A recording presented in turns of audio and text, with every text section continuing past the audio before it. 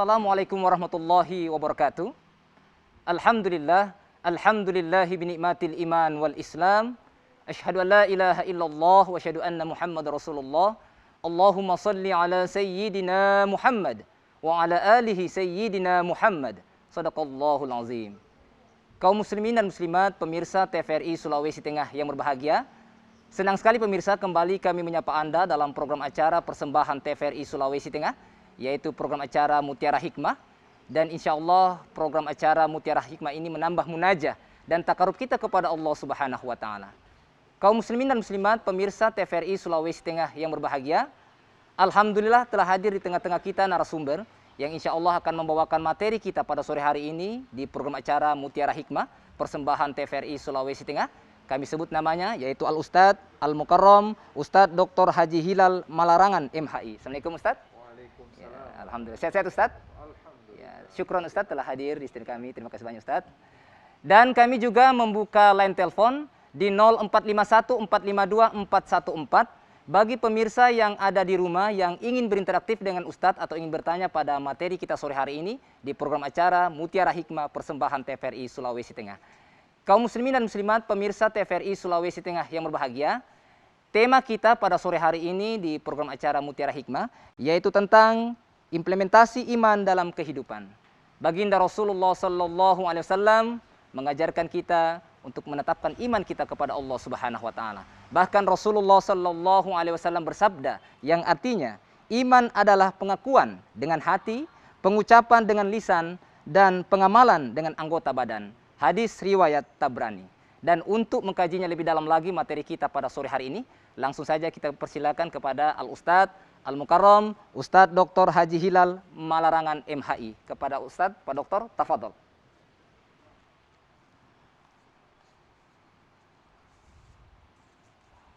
Bismillahirrahmanirrahim. Assalamualaikum warahmatullahi wabarakatuh. Waalaikumsalam warahmatullahi wabarakatuh. Alhamdulillahi ala ihsanih wa syukru lahu ala taufiqihi wa imtinani. Allahumma fasalli wa sallim wa zid wa barik ala man fihi uswatun hasanah Sayyidina Muhammadin wa ala alihi wa sahbihi ajma'in, amma ba'd. Pemirsa TVRI Sulawesi Tengah, khususnya pemerhati mimbar agama Islam pada setiap Kamis sore yang sama-sama dirahmati Allah. Alhamdulillah, segala puja-puji, rasa syukur dan terima kasih hanyalah pantas kita panjatkan kehadirat Allah yang hingga detik ini senantiasa membuahi batin nurani dengan iman dan nikmat silaturahim, yang karenanya kita senantiasa selalu ingin menebalkan, mengimplementasikan iman kita dalam setiap perkara kehidupan ini. Salawat dan salam mari pula kita haturkan kepada manusia terbaik, sang uswatun hasanah, Nabi Allah Rasulullah Muhammad sallallahu alaihi wasallam, keluarga, sahabat, dan insya Allah kepada seluruh pengikut yang setia hingga akhir zaman. Pemirsa TVRI Sulawesi Tengah yang dirahmati Allah, pernah suatu ketika pertemuan para ilmuwan di Amerika Serikat membahas berbagai isu-isu industrialisasi dan teknologi. Kemudian seorang profesor berdiri dan berkata, "Tuan-tuan sekalian, teknologi kita sudah begitu canggihnya. Industri kita sudah demikian majunya, tetapi kita tidak butuh itu sekarang. Yang kita butuh, we need now is something spiritual. Yang kita butuh sekarang ini adalah sesuatu yang bernafaskan spiritual, dan itu adalah iman. Bumi sekarang ini sudah mulai terkikis dengan nilai-nilai keimanan, sehingga segala perilaku, segala perbuatan selalu berlandaskan hal-hal yang sifatnya materialistis belaka dan sudah melupakan aspek-aspek imanen. Padahal iman yang akan memberikan arah kepada seseorang untuk terus istiqamah.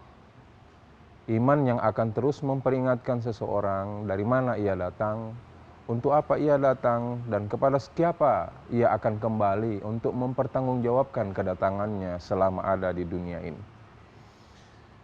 Iman, sebagaimana yang sudah disampaikan oleh host kita tadi menurut hadis At-Tabrani, adalah atasdiqu bil qalb, meyakini di dalam hati, wa takriru bil lisan, dan mengucapkannya dengan perkataan, wal amalu bil arkan, dan kemudian mengamalkan dengan seluruh anggota badan. Iman di dalam Islam terbagi dalam dua perkara. Yang pertama adalah iman yang sifatnya pasif, adalah pengakuan dan keyakinan. Mengakui adanya Allah, mengakui adanya malaikat-malaikatnya, mengakui adanya kitab-kitabnya, mengakui adanya rasul-rasulnya, mengakui adanya hari pembalasan, dan mengakui adanya takdir dari Allah Subhanahu wa taala, baik yang positif maupun yang tidak kita kehendaki. Itu rukun iman. Iman, iya. Sifatnya pasif. Namun selain yang pasif, inti daripada iman sesungguhnya adalah sesuatu yang aplikatif, yang implementatif, yang dilaksanakan, baik dengan perkataan maupun dengan perbuatan. Dan ini mencakup keseluruhan aspek kehidupan, keseluruhan dari hal-hal yang sifatnya manusiawi. Tetapi kita bisa lihat, sesungguhnya implementasi iman itu bisa kita periksa dalam suratul Mu'minun. Ya, surah Al-Mu'minun, ayat pertama sampai dengan ayat yang ke-11. Ya, mari sama-sama kita periksa. A'udzubillahi minasyaitonirrajim. Qad aflahal mu'minun. Di sana ada kata-kata qad, harfu taukid, bahwa benar-benar, sungguh-sungguh atau pasti beruntunglah, aflaha, menanglah orang yang beriman. Siapa mereka itu? Ayat selanjutnya menjelaskan, alladzina hum fi salatihim khashi'un. Yang paling pertama adalah mereka yang salatnya khusyuk. Apa itu salat khusyuk? Khusyuk dalam perspektif saya itu ada 3. Yang pertama khusyuk secara jasmaniah, secara bahasa, yaitu tidak berkata-kata, tidak bergerak-gerak dalam salat kecuali perkataan dan gerakan yang dibenarkan, yang dianjurkan dan diwajibkan di dalam salat. Itu khusyuk secara jasmani, secara bahasa. Yang kedua khusyuk secara batini. Khusyuk secara batini inilah yang ketemu dengan hadis Rasulullah SAW tentang al-ihsan. Ya, tentang al-ihsan, bahwa kita menyembah kepada Allah Subhanahu wa taala seolah-olah kita melihat Allah. Ya Allah. Fa in lam takun tara fa innahu yarak. Kalau kita belum sampai pada maqam melihat Allah, maka tanamkan keyakinan, tanamkan keimanan bahwa Allah itu menyaksikan kita. Melihat kita, Pak Dokter. Melihat kita.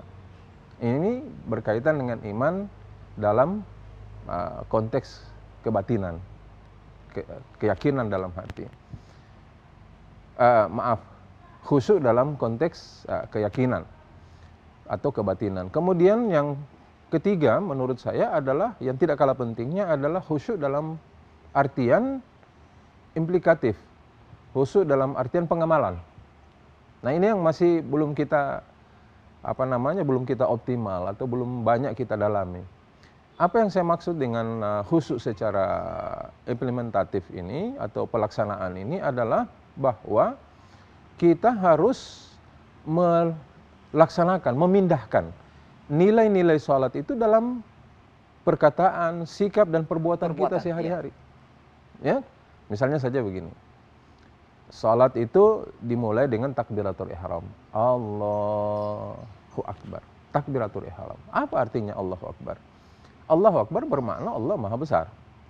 Bahwa tidak boleh ada yang tidak boleh Allah dinomor duakan daripada kepentingan-kepentingan yang lain. Itu artinya Allah Maha Besar. Ketika Allah sudah perintah begini, itu yang harus dahulu kita laksanakan. Ketika Allah melarang begini, maka itu yang harus dahulu kita jauhi. Itu Allahu Akbar. Nah, mari kita lihat. Kalau di Piala Eropa ya, Iya, Tadi apalagi malam, musim bola ini Pak Dokter ya. Iya. Iya. tadi malam kuda hitam Denmark sudah dipulang kandangkan oleh 3 singa Inggris, 3 Lion Inggris. Nah, subuh, ya kan? Pada saat azan datang, Allahu Akbar, as-salatu khairum minan naum, ya. Kita masih tetap menjaga-jaga ini, jangan-jangan gol, tidak pergi salat, berarti bukan Allahu Akbar itu. Iya. Ya kan? Sudah Piala Eropa Akbar. Iya. Yang lebih besar kan Piala Eropa. Kenapa? Karena sudah saatnya panggilan Allah, bahkan sampai habis waktunya subuh kita tidak menunaikan salat subuh. Itu namanya tidak mengimplementasikan salat itu dalam kehidupan sehari-hari. Sehari-hari. Iya. Yang keduanya contoh, salat itu diakhiri dengan salam. Assalamualaikum warahmatullahi, assalamualaikum warahmatullahi. Nah, apakah Islam itu hanya mengajarkan untuk memalingkan wajahnya kiri dan kanan tanpa makna? Tidak. Ada makna sosial yang mendalam. Ada pemahaman sosiologis yang tinggi di dalamnya bahwa kita ini tidak hidup sendiri. Kita ini hidup bersama dengan orang lain. Kita adalah makhluk sosial, makhluk berjamaah yang tidak mungkin bisa memenuhi kepentingan kita tanpa ada bantuan orang lain. Ya kan? Pasti kita membutuhkan, itu namanya makhluk sosial. Kita disebut makhluk sosial karena kita butuh bantuan orang lain. Kita perlu hidup bersama. Maka segala sesuatu norma-norma tentang kehidupan bersama itu harus kita jaga. Jangan pernah menyakiti orang lain, sambung silaturahim, bersedekah dan sebagainya. Itu makna salam yang sesungguhnya. Jadi kita sudah mengimplementasikan nilai salam dalam kehidupan sehari-hari. Demikian juga ruku, sujud, duduk dan sebagainya. Nah, seperti itu. Saya kira ini untuk sementara, mungkin masih ada yang ingin bergabung dengan kita akan teruskan sesudah itu. Iya, baik, terima kasih Pak Dokter atas penjelasannya. Kaum muslimin dan muslimat pemirsa TVRI Sulawesi Tengah yang berbahagia, tentunya Pak Dokter tadi sudah menjelaskan bahwa kehidupan harus tentunya bermanfaat dan tentunya kehidupan harus ada nilai-nilai spiritual yang disampaikan oleh Pak Dokter sehingga insya Allah ada kemajuan suatu bangsa yang berkah. Dan tentunya Pak Dokter juga sudah menjelaskan bahwa tetapkanlah keimanan kita kepada Allah Subhanahu wa taala, insya Allah kita akan menjadi orang-orang yang terbaik. Ya baik, kembali kami membuka line telepon di 0451 452 414 bagi pemirsa yang ada di rumah yang ingin berinteraktif dengan Ustadz atau ingin bertanya pada materi kita sore hari ini di program acara Mutiara Hikmah persembahan TVRI Sulawesi Tengah, tentunya dengan tema implementasi iman dalam kehidupan bersama Al-Ustadz Al-Mukarram Ustadz Dr. Haji Hilal Malarangan MHI. Ya baik Pak Dokter, sebelum kita ke penelpon Pak Dokter, kita lanjutkan ya. Kita lanjut, boleh? Atau Pak Dokter saya bertanya sedikit? Oh silakan. Ya, mungkin saya bertanya sedikit Pak Dokter tentang mana yang harus didahulukan nih Pak Dokter? Apakah ilmu atau iman dalam implementasi kehidupan kita sehari-hari Pak Dokter? Ya. Dalam teori perkembangan manusia, ya, maka yang paling pertama itu adalah pengetahuan. Pengetahuan, ya. Ya. Jadi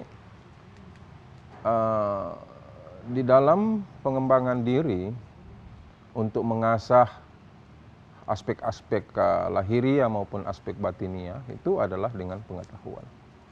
Nah, oleh karena itu terhadap pertanyaan mana yang duluan daripada iman, tentunya kita harus pengetahuan. Pengetahuan, iya. Bagaimana kita bisa imani sesuatu kalau kita tidak tahu? Makanya Al-Quran menyatakan dalam surah yang pertama kali turun itu adalah Iqra, bacalah. Ya. Oleh karena itu, tetapi tidak dalam gradasi yang jauh ya. Sambil kita mencoba untuk memahami sesuatu, belajar sesuatu, di sanalah juga perlahan-lahan tumbuh keimanan. Kita belajar tentang kehidupan Nabi misalnya. Di sana kemudian selanjutnya akan ada penyertaan tentang keyakinan bahwa Nabi itu adalah utusan Allah Subhanahu wa taala yang diimani. Yang kemudian menjadi titah Allah Subhanahu wa taala bahwa Nabi itu adalah penjelas daripada titah-titah Allah di dalam Al-Quran. Ya, penjelas dari segala perintah-perintah Allah maupun larangan-larangan Allah Subhanahu wa Ta'ala. Nabi adalah wakil Tuhan di muka bumi ini. Beliau adalah Rasul, adalah tanda petik pesuruh, ya, kepercayaan Allah Subhanahu wa Ta'ala di muka bumi ini. Semakin banyak kita memahami perilaku Nabi, maka muncul penyertaan, semakin kuatlah keimanan kita kepada Allah Subhanahu wa Ta'ala. Ya, kira-kira seperti itu. Ya, baik, terima kasih Pak Dokter atas penjelasannya. Baik kaum muslimin dan muslimat, pemirsa TVRI Sulawesi Tengah yang berbahagia, kembali kami membuka line telepon di 0451 452 414 bagi pemirsa yang ada di rumah yang ingin berinteraktif dengan Ustadz atau dengan dokter tentunya. Ya, halo, Assalamualaikum. Ya, halo, Assalamualaikum. Halo, Assalamualaikum. Waalaikumsalam warahmatullahi wabarakatuh. Baik, dengan Bapak siapa di mana, Pak? Dengan Muhlis, Pak, di Ya. Tatura. Baik, Pak Muhlis di Tatura. Silakan pertanyaannya Ya. kepada Ustadz. Assalamualaikum, Ustaz. Waalaikumsalam warahmatullahi wabarakatuh, Pak Muhlis. Ya, sebagaimana penjelasan Ustaz tadi, bahwa implementasi dari setiap gerakan salat itu adalah dimaknai. Selama ini kan begini, Ustaz, kita ini salat paling tidak mungkin hanya gugur kewajiban, Ustaz. Tetapi pemaknaan itu yang kurang. Kiat-kiat apa yang Ustaz sebaiknya dilakukan atau bagaimana sehingga pendalaman daripada penanaman pengetahuan tentang pemaknaan itu bisa diterapkan. Terima kasih Ustaz. Assalamualaikum warahmatullahi wabarakatuh. Waalaikumsalam warahmatullahi wabarakatuh. Baik, terima kasih Pak Muhlis di Tatura. Di belakang Pak Muhlis, kembali kami membuka line telepon di 0451 452 414 bagi pemirsa yang ada di rumah yang ingin berinteraktif dengan Ustadz atau dengan dokter pada saat hari ini, tentunya dengan tema implementasi iman dalam kehidupan. Ya, baik, sebelum kita ke penelpon yang selanjutnya, mungkin kita jawab dulu Pak Dokter Iya. dari Pak Muhlis Tatura ini tentang implementasi Pak Dokter. Tentunya sholat kita seperti apa yang dimaknai, yang tentunya apa kiat-kiat apa supaya sholat itu bermakna Pak Dokter. Iya, Tafadhol. benar. Jadi sholat itu bukan hanya sekedar gerakan yang dimulai dengan takbiratul ihram dan diakhiri dengan salam.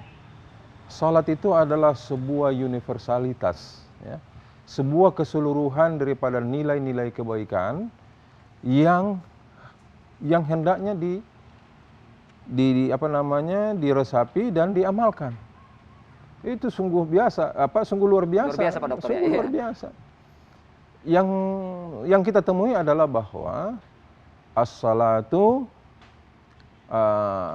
itu hanyalah untuk salat itu sendiri, sekedar pemenuhan atau pengguguran daripada kewajiban, dan kita merasakan mendapatkan pahala dari Allah Subhanahu wa Ta'ala. Kurang yang memaknai bahwa salat itu memiliki aspek-aspek sosial yang luar biasa dalam kehidupan ini. Itulah sebabnya kenapa dalam agama itu salat itu adalah ibadah yang paling diutamakan, ya, ibadah yang paling diutamakan, dan di akhirat adalah yang paling awal dihisab, ya, paling awal diperhitungkan. Ya, ada perhitungan sendiri Ya, Pak Dokter ya. Ya. ya, kalau salat diterima maka diterimalah amalan-amalan yang lain. Kalau salatnya itu belum diterima maka dipending pula pemeriksaan amal-amal yang lain. Ini tidak lain karena salat itu memiliki muatan yang begitu luas, ya, begitu universal dan begitu komprehensif. Ya, sebagaimana yang saya katakan tadi, misalnya takbiratul ihram, bagaimana maknanya dalam kehidupan takbiratul ihram itu, ya. Kemudian dalam salam, bagaimana aspek sosial dalam kehidupan sehari-hari kita dari salam itu sendiri.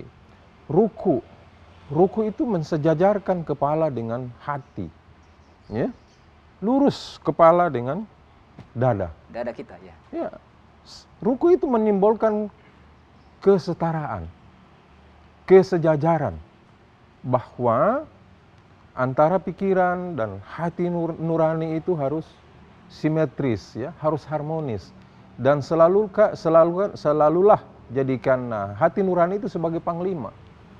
otak kita harus mendengar hati nurani. Karena otak kita dalam berpikir boleh saja spekulatif, ya.